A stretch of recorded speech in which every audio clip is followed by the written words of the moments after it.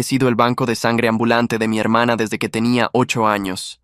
Ayer, su novio vio las cicatrices en mis brazos y todas las mentiras de mi familia se vinieron abajo. Cuando tenía 8 años, mi hermana se desplomó durante su recital de baile. La llevaron corriendo al hospital y descubrieron que tenía un trastorno de coagulación. Su sangre no producía plaquetas correctamente. El médico dijo que necesitaba infusiones de plasma de forma regular para sobrevivir. Le hicieron pruebas a toda la familia. Yo era el único compatible. Recuerdo al médico explicando que tendrían que sacarme sangre, filtrarla y dársela a Sara. Mi papá puso su mano sobre mi hombro y dijo: «Esto es lo que hacen los hermanos mayores. Proteges a tu hermana». Mi mamá estaba llorando, diciendo que podía salvarle la vida. Así que dije: «Está bien». Esa misma semana me clavaron la aguja en el brazo. Vi cómo mi sangre llenaba bolsa tras bolsa, mientras las enfermeras me decían lo valiente que era. Me sentí mareado durante días. Decían que sería solo hasta que encontraran un mejor tratamiento, algo temporal. 3 meses después, necesitaron otra donación. Solo una vez más. Tenía 9 años. A los 11 ya era cada pocos meses. A los 13, cada 6 semanas. Para los 15, estaba en esa silla una vez al mes. Las marcas de las agujas en mis brazos nunca desaparecieron. Siempre estaba lleno de moretones. Siempre agotado. Siempre con frío. Tuve que dejar el béisbol en segundo año. El entrenador no dejaba de preguntarme por qué no podía terminar el entrenamiento. Le dije que tenía problemas de respiración. Era más fácil que explicar que estaba demasiado anémico para correr. Mientras tanto, mi hermana caminaba por ahí con su chaqueta del equipo. Llegó a las finales estatales y hasta recibió ofertas de beca. Me desperté antes de que sonara la alarma. No fue por el ruido. El apartamento estaba en silencio, la calle todavía quieta, la luz entrando apenas por debajo de la persiana. Fui despertando por algo más parecido al cuerpo, reconociendo que algo había cambiado, sin saber todavía bien qué. Tardé unos segundos en recordarlo. Luego llegó todo junto. La mesa, las caras de mis padres, la voz de Diego haciendo una pregunta tan simple que nadie en mi familia había sabido responder, y mi propia voz, diciéndolo en voz alta por primera vez en 20 años, porque nadie ha preguntado. Me quedé un momento con eso, sin moverme. El techo del apartamento era el mismo de siempre, con la mancha pequeña cerca de la ventana que nunca había mandado a arreglar. Todo igual. Y sin embargo algo en el cuarto se sentía diferente, como cuando se mueve un mueble de lugar y el espacio no vuelve a verse igual aunque todo lo demás siga en su sitio. Tomé el teléfono de la mesita. 4 mensajes, todos de la misma noche, enviados después de que me fui. El primero era de mi mamá, a las 10:15. ¿Llegaste bien? El segundo, a las 10:40. Hijo, llámame cuando puedas. El tercero era de mi papá, a las 11:10. No era una pregunta. Era una afirmación. Mañana hablamos. El cuarto era de Sara. Lo había enviado pasada la medianoche, cuando yo ya estaba dormido. Decía: no sabía lo del seguimiento. En serio. Los leí 2 veces. Luego puse el teléfono boca abajo sobre la cama y fui al baño. Me lavé la cara con agua fría. Me miré en el espejo un momento, sin pensar en nada en particular. Luego me fui a la cocina a hacer café. Mientras esperaba que el agua hirviera, pensé en Diego, no en lo que había dicho, sino en cómo lo había dicho.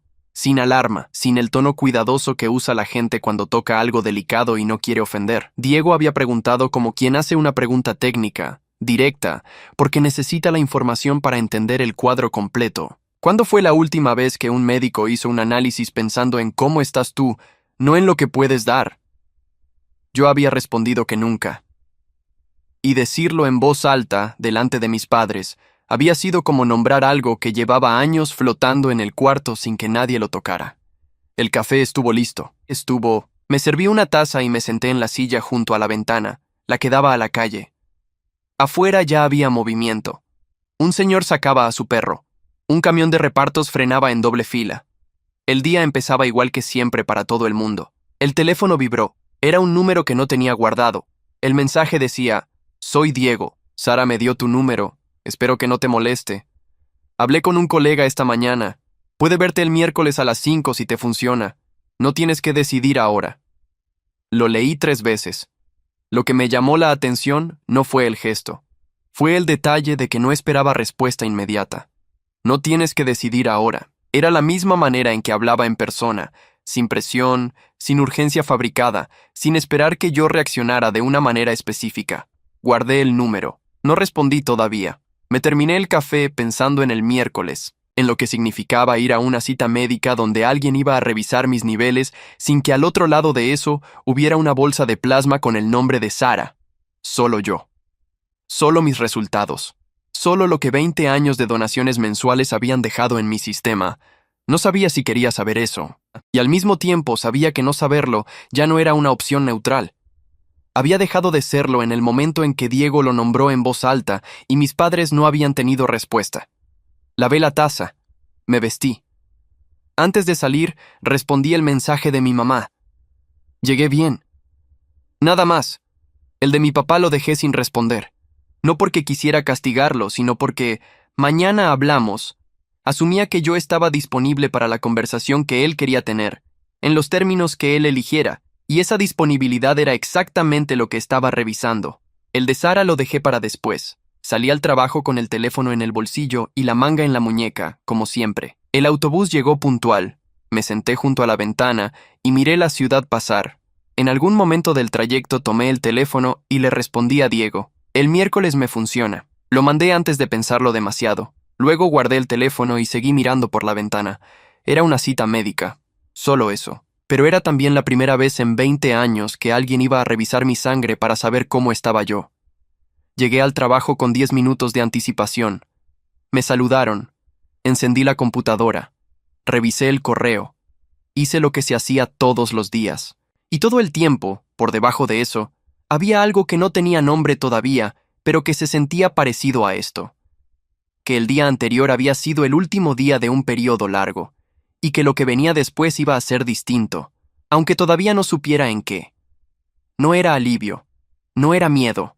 Era algo más parecido a la quietud que hay justo antes de que algo empiece. A las 12:30 me escribió mi papá. ¿Comemos hoy? Respondí. Hoy no puedo. Era verdad. Y también era la primera vez en mucho tiempo que lo decía sin buscar una excusa que lo hiciera sonar menos como una negativa. A la 1 me llamó mi mamá. No contesté. Le mandé un mensaje. Estoy en el trabajo. Hablamos esta semana. Ella respondió con un, está bien, hijo. Que no era está bien, pero era lo que había. A las 3:30 llegó un mensaje de Sara. No era una explicación ni una disculpa elaborada. Era una pregunta. ¿Puedo llamarte esta noche? Me quedé mirando esa pregunta más tiempo del necesario. Sara no pedía permiso para llamar normalmente. Llamaba y ya. Que esta vez preguntara primero era algo nuevo. No sé si lo hizo porque se lo sugirió a alguien o porque algo en la noche anterior le había enseñado que no podía asumir mi disponibilidad como antes. Le respondí.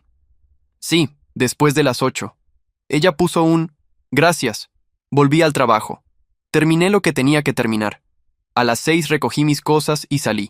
En el camino a casa paré en la farmacia a comprar algo que necesitaba. Mientras esperaba en la fila, sin pensarlo, me subí la manga izquierda para revisar la hora en el reloj. El brazo quedó expuesto un momento. Las marcas ahí, como siempre. Líneas paralelas blancas que ya no molestaban ni llamaban la atención de nadie en particular. La señora que estaba delante de mí en la fila no miró. El chico en la caja tampoco. Bajé la manga. Pagué. Salí. Esa noche, a las 8:10, sonó el teléfono. Era Sara.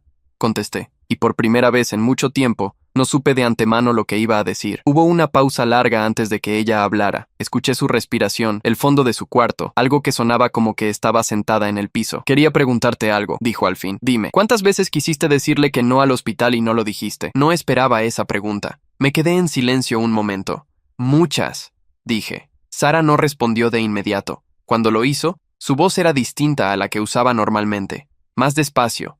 Sin el control de siempre. ¿Por qué no lo dijiste? Era una pregunta honesta. No era una defensa ni una acusación. Era alguien preguntando de verdad. Quizás por primera vez. Porque la primera vez tenía 8 años y papá me dijo que eso era lo que hacen los hermanos mayores, dije. Y después de eso ya estaba dentro de algo que no sabía cómo parar sin que pareciera que te estaba abandonando. Sara no dijo nada por un momento. No te estás yendo a ir más, dijo. No era una pregunta. No lo sé todavía, dije. Pero lo que sé es que esa decisión la voy a tomar yo, por primera vez. Otro silencio. Está bien, dijo Sara, y en su voz no había rabia ni súplica. Solo algo que sonaba a una persona procesando algo que le costaba pero que no podía devolver. Cortamos la llamada poco después. Sin promesas, sin planes. sin el tipo de conversación que cierra todo prolijamente. Me quedé sentado un rato con el teléfono en la mano y la sala en silencio. El miércoles tenía una cita médica. Alguien iba a revisar mi sangre para saber cómo estaba yo. Era el primer paso, y por ahora era suficiente.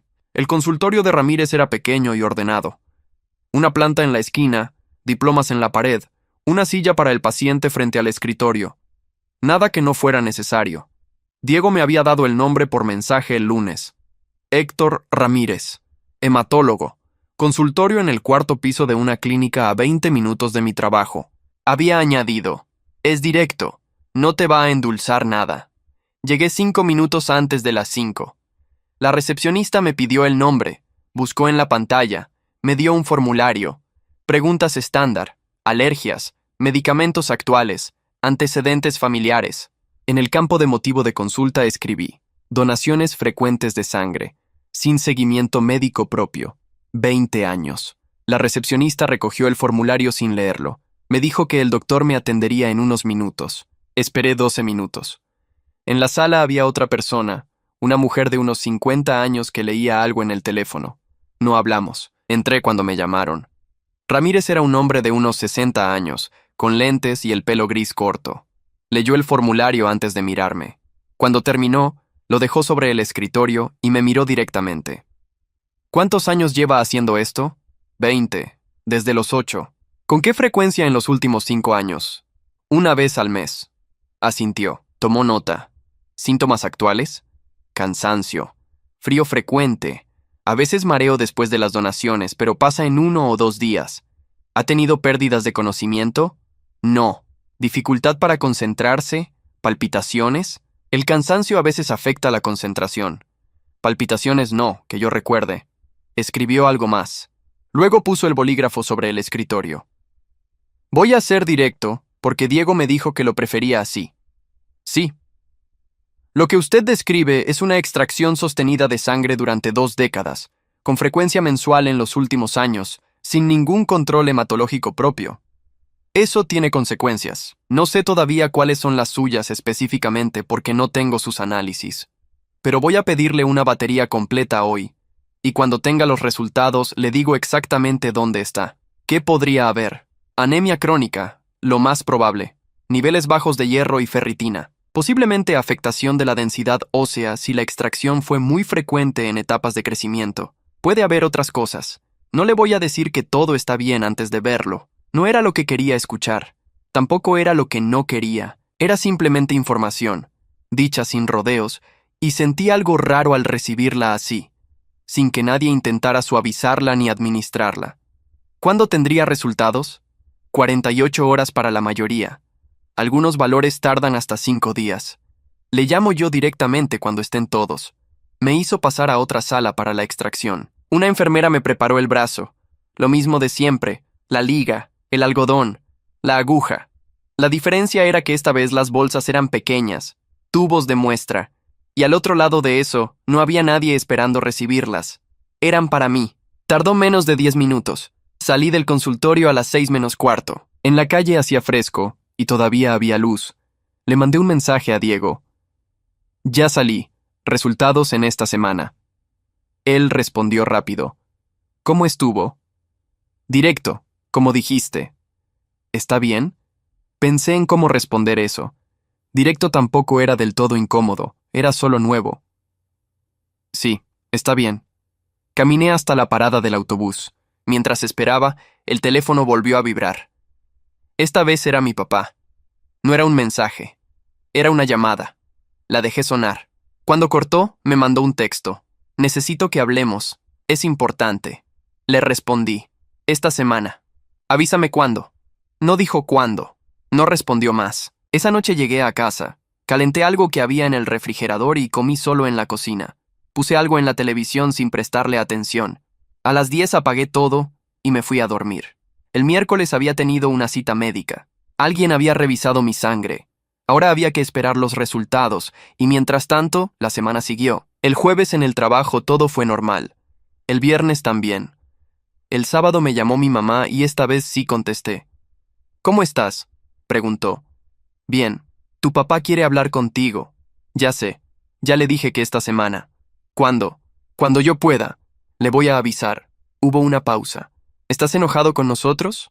Lo pensé un momento antes de responder. No estoy enojado, estoy procesando cosas. ¿Qué cosas? Cosas que tendría que haber procesado hace tiempo. Mi mamá no dijo nada por un momento. Diego habló con Sara anoche, dijo finalmente. Le dijo que lo que pasó en la cena fue necesario, que alguien tenía que decirlo. Diego tiene razón. Tu papá no lo ve así. Ya sé cómo lo ve papá. Otra pausa. ¿Vas a seguir yendo al hospital con Sara? Era la pregunta que sabía que iba a llegar.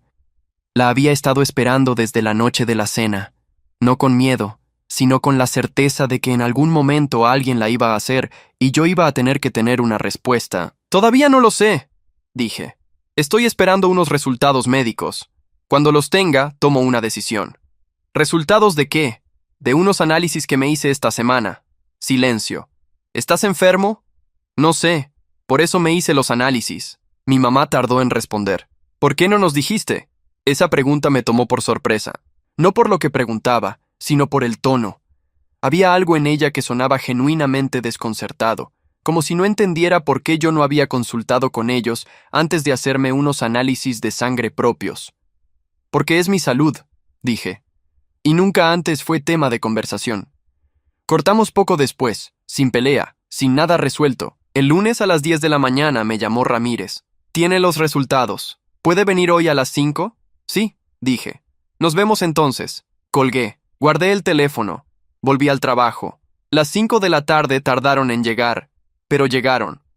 Ramírez tenía los resultados impresos sobre el escritorio cuando entré. Una hoja larga con columnas de valores, rangos normales en gris, mis números en negro. No me los dio de entrada. Los miró él primero, como organizando lo que iba a decir. Me senté. Esperé. Voy a ir por partes, dijo. Está bien. Hemoglobina, 10, 8. El rango normal en un hombre adulto es entre 13, 5 y 17, 5. La suya lleva tiempo baja. No es una caída reciente. El cuerpo se adapta a niveles bajos de manera gradual, por eso usted no lo percibe como una crisis. Pero es anemia. Crónica. Anotó algo. Ferritina. 6. El mínimo aceptable es 30. Usted tiene reservas de hierro casi en cero. Eso explica el cansancio constante, el frío, la dificultad para recuperarse después de las donaciones. Siguió con la hoja. Vitamina B12 baja, dentro del límite inferior pero insuficiente para una función óptima. Eso afecta concentración y energía. Levantó la vista. Lo que sigue es lo que más me preocupa. Esperé. Densidad ósea. Los resultados muestran una reducción moderada, lo que en un hombre de su edad no es normal. Las extracciones frecuentes durante los años de crecimiento, entre los 8 y los 17, comprometen la mineralización ósea. No es irreversible, pero requiere atención ahora. Si no se trata, avanza. El cuarto estaba en silencio. Afuera, en el pasillo, alguien caminaba. ¿Qué significa en términos prácticos?, pregunté. Significa que tiene más riesgo de fractura que alguien de su edad sin este historial. Significa que va a necesitar suplementación de hierro, calcio y vitamina D de manera sostenida. Significa que no puede seguir donando sangre en las condiciones actuales. Esa última parte la dijo sin pausa, como si fuera un dato más en la lista. Y técnicamente lo era. No puede o no debe. Ambas. Pero para ser preciso, no debe. Su cuerpo no tiene reservas suficientes para seguir sosteniendo extracciones mensuales. Cada donación que hace en este estado lo deja más comprometido que el anterior. Miré la hoja sobre el escritorio, los números en negro, los rangos en gris, 20 años resumidos en una columna de valores. ¿Hay tratamiento? Sí, hierro intravenoso para empezar, porque con los niveles que tiene el oral tarda demasiado. Suplementos, dieta y control mensual durante al menos 6 meses para ver cómo responde. No es complicado, pero requiere constancia. ¿Cuánto tiempo para recuperar niveles normales? Depende de qué tan bien responde. Mínimo 3 meses para la hemoglobina.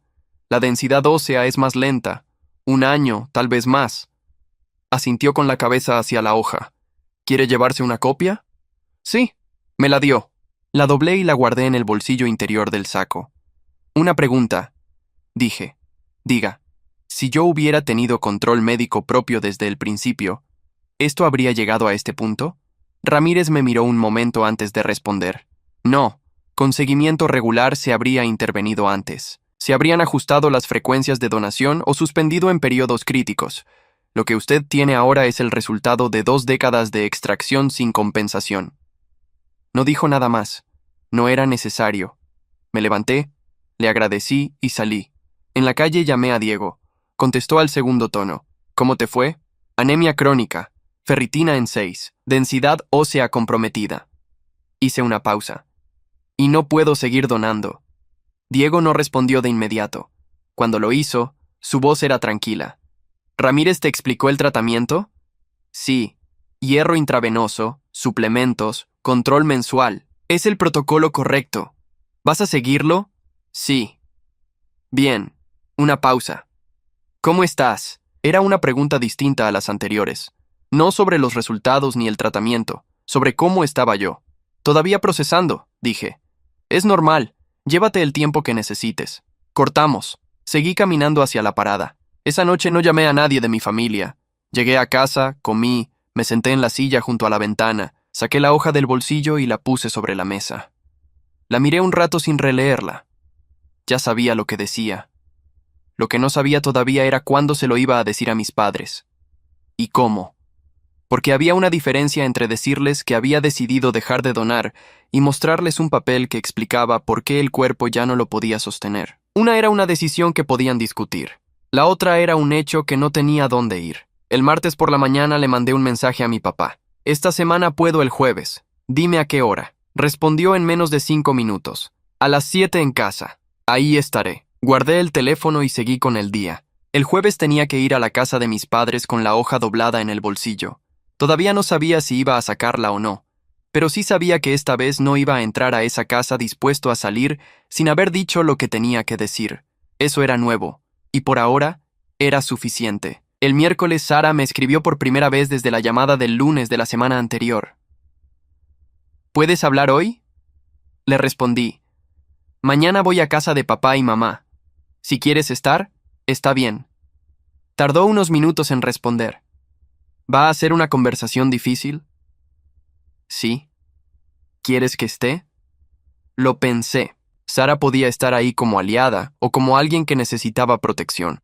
No sabía todavía cuál de las dos iba a ser, pero si iba a decir lo que tenía que decir, prefería decirlo una sola vez, con todos presentes.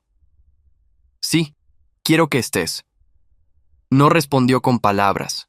Solo escribió, ahí estaré. Era poco. Pero era algo que no había pasado antes. Sara preguntando si yo quería que estuviera, en lugar de simplemente aparecer o simplemente no aparecer según le convenía. El jueves llegó rápido. Me levanté, me vestí, desayuné. Antes de salir al trabajo, revisé que la hoja de resultados estuviera en el bolsillo interior del saco. Estaba. Durante el día no pensé demasiado en la noche. Había aprendido con los años que pensar anticipadamente en las conversaciones difíciles no las hacía más fáciles. Solo hacía que llegaran 2 veces. Una en la cabeza y otra en la realidad. A las 6:30 salí del trabajo. A las 7:05 estaba frente a la puerta de la casa de mis padres. Toqué el timbre. Desde adentro escuché pasos. Luego la voz de mi mamá diciendo algo que no entendí. La puerta se abrió. Mi papá estaba del otro lado. Me miró un momento. Luego se hizo a un lado para dejarme pasar. «Pasa», dijo. Entré. Sara ya estaba ahí. Estaba sentada en el sofá con las manos juntas sobre las rodillas, sin el teléfono, sin nada en qué ocuparse. Me miró cuando entré. No dijo nada. Yo tampoco. Mi mamá salió de la cocina secándose las manos en un trapo. «¿Quieres algo? Hay café». «No, gracias». Me senté en el sillón frente al sofá. Mi papá ocupó el otro extremo del sofá, lejos de Sara. Mi mamá se quedó de pie un momento. Luego se sentó en la silla junto a la ventana. Los 4 en el mismo cuarto, igual que la semana anterior, pero sin Diego y sin la excusa de una cena. Mi papá habló primero. «Queremos entender qué está pasando». «¿Qué parte?», pregunté. «Todo. La cena, lo que dijiste. Los análisis que mencionó tu mamá. No sabemos nada y somos tu familia». Era una frase construida para sonar razonable. Somos tu familia. Como si eso fuera la respuesta a por qué no les había contado. Los análisis los hice porque Diego me conectó con un hematólogo, dije. Nunca había tenido seguimiento médico propio. Quería saber cómo estaba. ¿Y cómo estás?, preguntó mi mamá. Saqué la hoja del bolsillo, la desdoblé y la puse sobre la mesa de centro. No la empujé hacia ellos. Solo la dejé ahí. Mi papá la miró sin tocarla. Mi mamá se inclinó levemente hacia adelante. Anemia crónica, dije. Ferritina en 6 cuando el mínimo es 30. Densidad ósea reducida. El médico dice que es resultado de 20 años de donaciones frecuentes sin compensación ni control. Silencio. El médico también dice que no puedo seguir donando. No por ahora. Mi cuerpo no tiene reservas para sostenerlo. Mi mamá miró la hoja. Mi papá seguía sin tocarla. Sara fue la primera en hablar. ¿Por cuánto tiempo? No lo sé todavía. Depende de cómo responda al tratamiento. Mínimo varios meses. Mi papá se recostó en el sofá. Cruzó los brazos. Cuando habló, su voz era cuidadosa, del tipo que usa cuando está eligiendo cada palabra. Entiendo que los resultados son preocupantes. Pero Sara necesita las donaciones para vivir. Lo sé. Entonces hay que encontrar una solución. Buscar otro donante compatible, hablar con el médico de Sara sobre alternativas. Eso es correcto, dije. Y es exactamente lo que debería haber pasado hace años. Buscar alternativas, no asumir que yo podía sostener esto indefinidamente. Mi papá no respondió de inmediato. Nadie asumió nada, dijo finalmente. Tú nunca dijiste que querías parar. Era la misma frase que había dicho mi mamá días antes. La misma lógica, que mi silencio era consentimiento, que no haber dicho que no equivalía a haber dicho que sí. Tenía 8 años cuando empezó, dije. Y después de eso, cada vez que fui al hospital fue porque la familia lo necesitaba. Nunca porque alguien se sentara conmigo a preguntarme cómo estaba yo o si podía seguir. Eso no es consentimiento.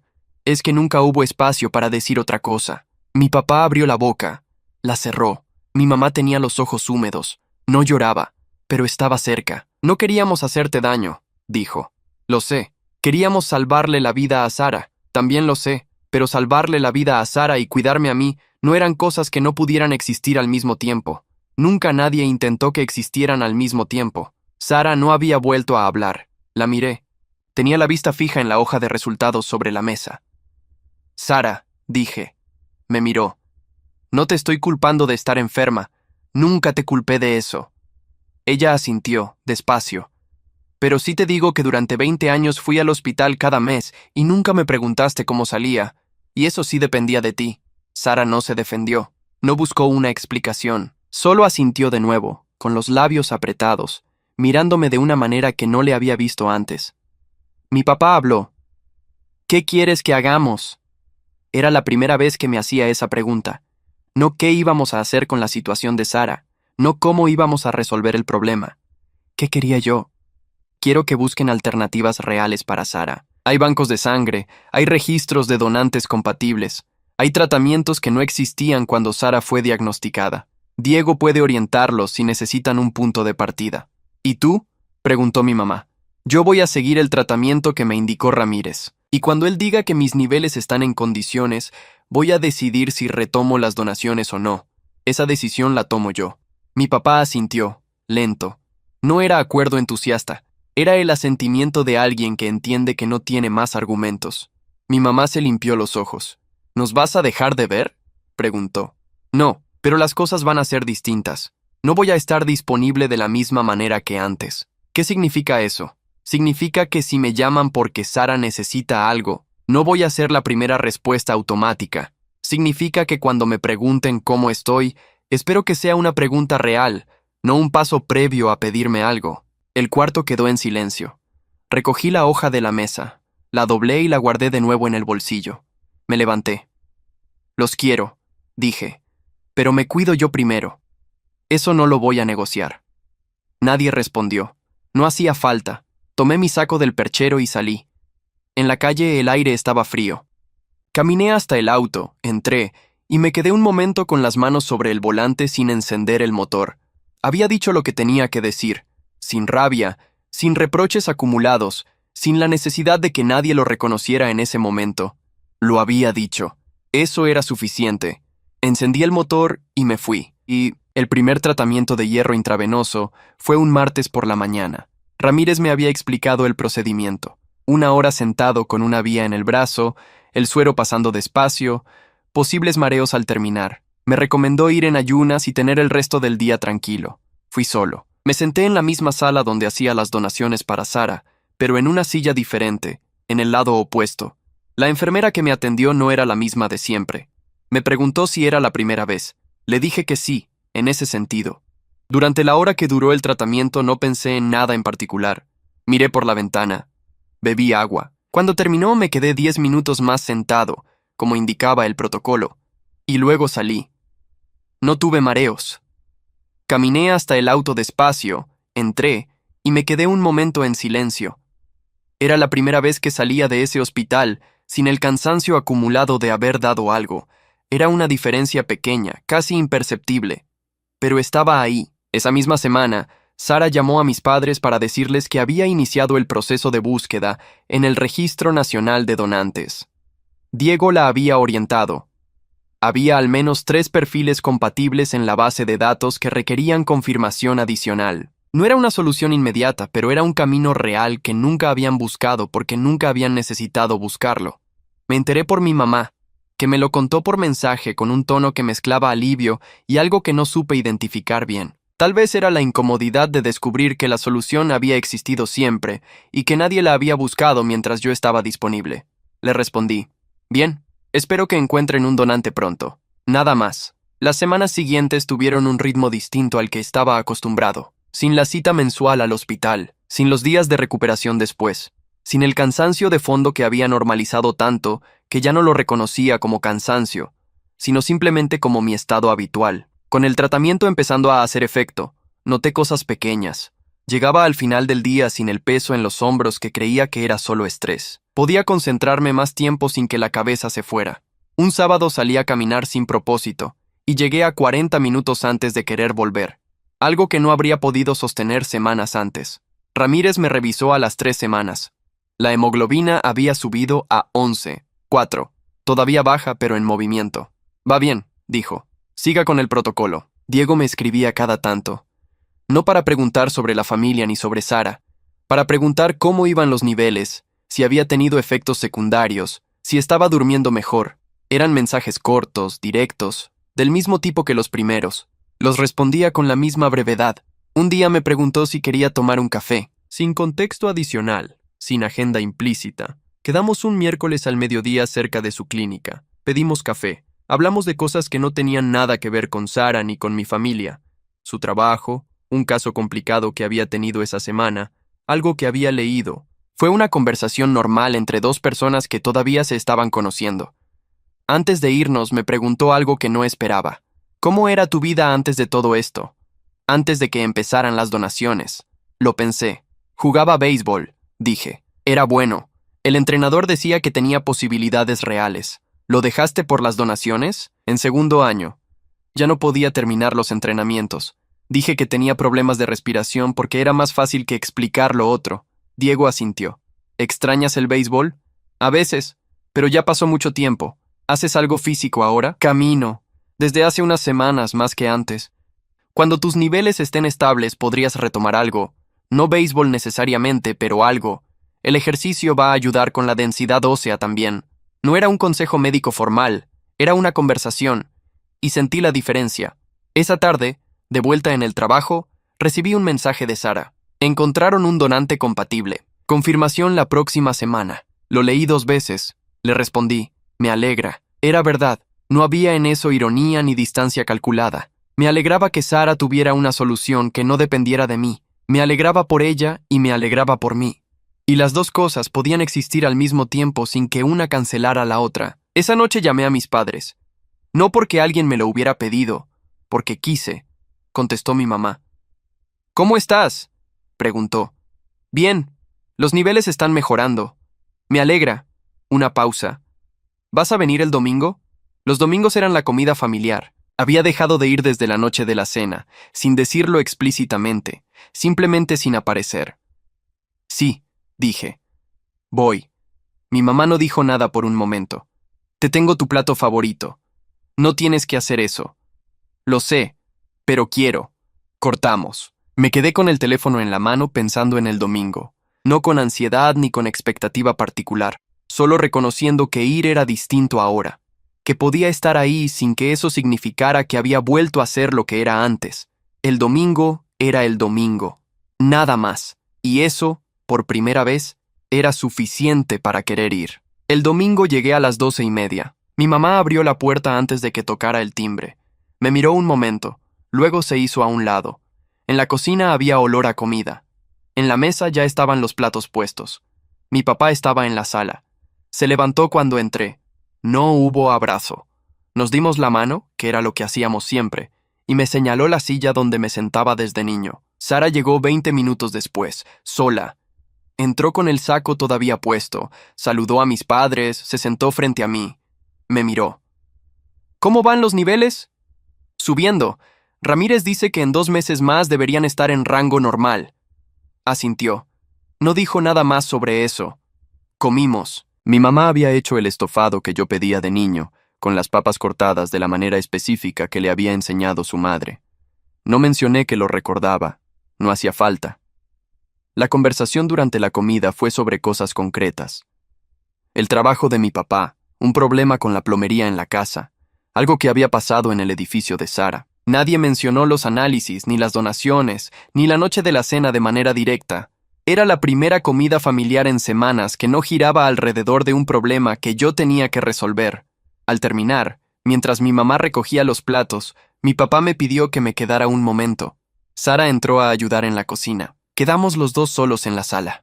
Mi papá no fue inmediatamente al punto. Tomó su café, lo miró, lo dejó en la mesa. Quiero pedirte disculpas, dijo. Lo miré. No lo hicimos bien, tu mamá y yo. Vimos lo que necesitaba Sara y no vimos lo que te costaba a ti. No porque no nos importaras, sino porque era más fácil no verlo. No era una disculpa elaborada. Era corta, directa, sin excusas añadidas al final. Era la primera vez que mi papá decía algo así sin agregar un pero detrás. Lo sé, dije. ¿Es suficiente? Lo pensé un momento. Es un inicio. Mi papá asintió. Tomó el café. No buscó más palabras y yo tampoco. Era suficiente con lo que había dicho. Sara salió de la cocina cuando mi mamá ya estaba lavando los platos. Se sentó en el sofá, cruzó las piernas, me miró. El donante confirmó la semana que viene, dijo.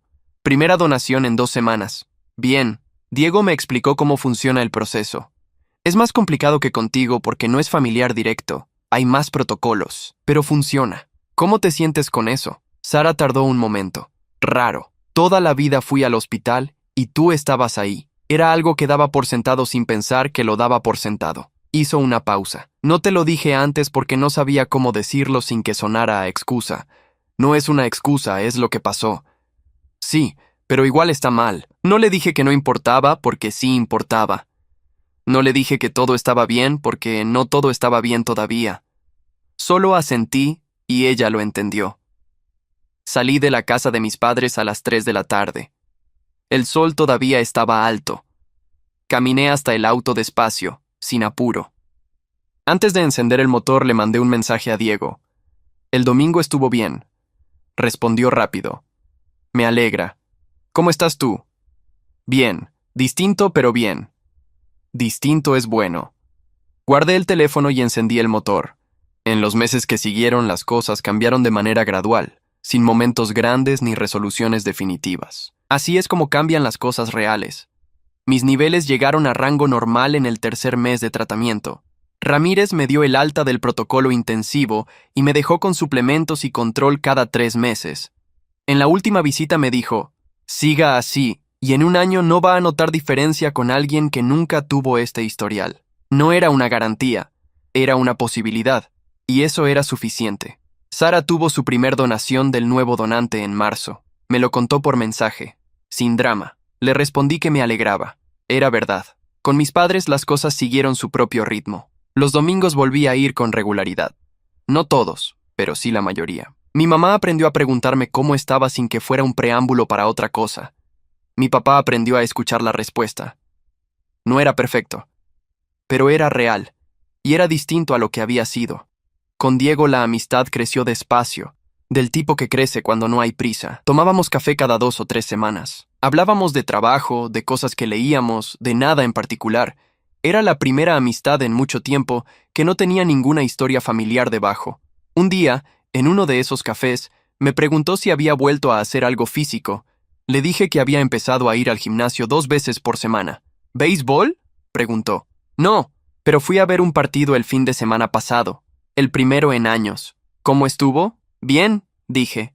Estuvo bien. No era nostalgia. Era solo un partido. Un domingo por la tarde.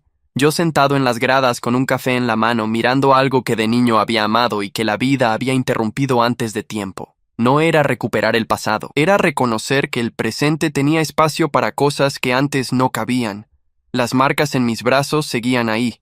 Eso no iba a cambiar, pero había dejado de cubrírmelas con la misma automatismo de antes. No porque quisiera que las vieran, sino porque había dejado de importarme con la misma urgencia de siempre. Eran parte de lo que había pasado, no de lo que venía.